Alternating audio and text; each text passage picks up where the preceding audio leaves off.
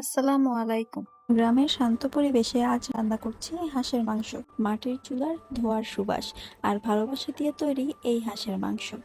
প্রথমে মাংসে দিয়ে দিচ্ছি শুকনো মরিচ বাটা, থেতলানো রসুন ও পেঁয়াজ, দারচিনি, লবঙ্গ, এলাচ আর জিরে একসঙ্গে বেটে দিয়েছি। এবার দিলাম লবণ, হলুদ গুঁড়ো আর তেল। এরপর সব মশলা ভালোভাবে মাংসের সঙ্গে মেখে নিচ্ছি, যেন প্রতিটি টুকরোতে স্বাদটা সুন্দরভাবে মিশে যায়।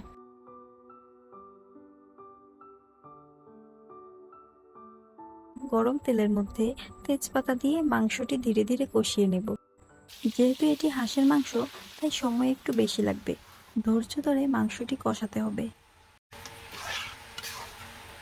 মাটির চুলার ধোঁয়ার হালকা ঘ্রাণ আর ধীরে আছে রান্না, এই দুইটি হাঁসের মাংসের স্বাদকে করে তোলে আরো অসাধারণ।